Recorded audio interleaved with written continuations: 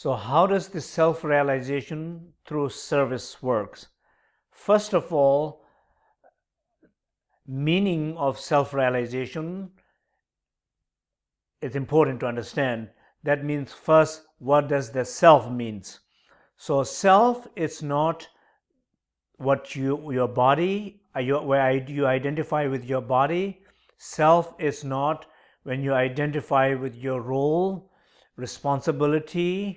Self is not when what you do. Self is not what you think.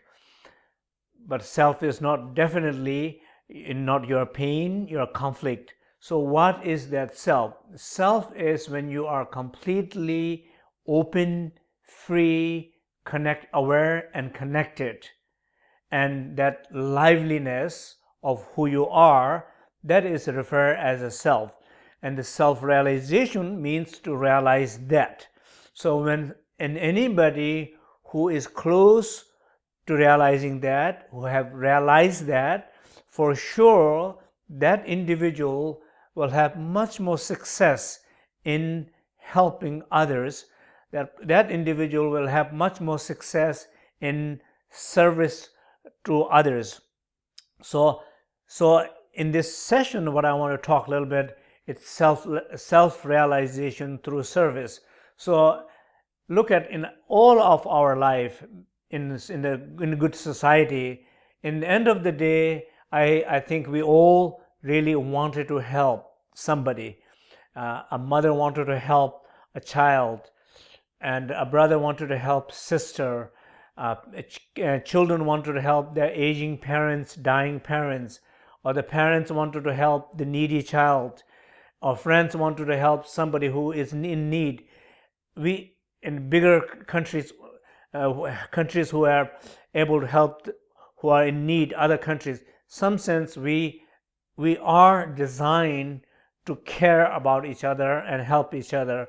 But very often in the process of trying to help each other, we fail. We don't succeed.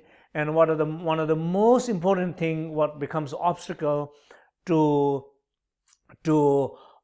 not able to help fully, it's when self, the pain self, the ego, the conflict, the sectarian mentality, when that interfere in the process. So then the service doesn't work.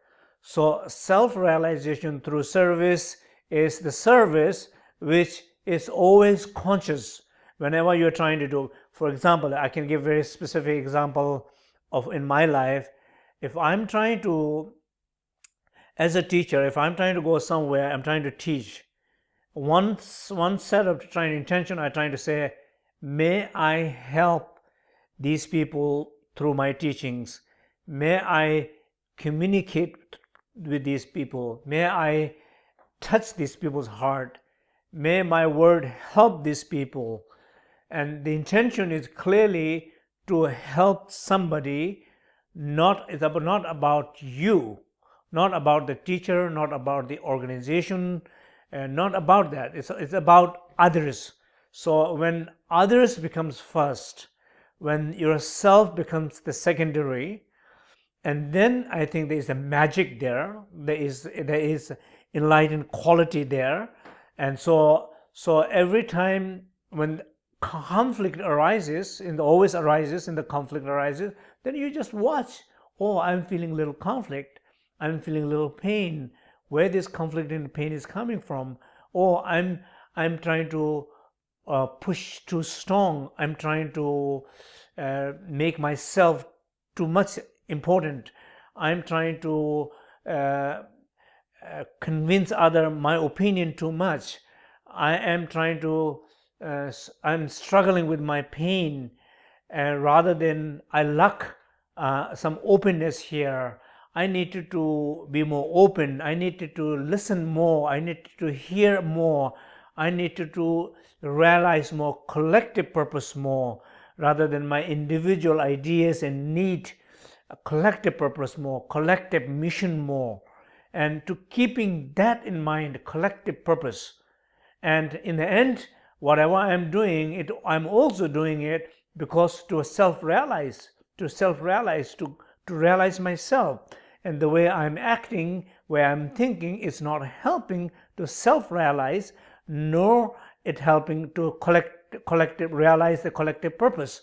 So keeping that in mind, if you're able to shift some consciousness in yourself, it is a great joy and great success, and much more helpful service can be provided through that realization.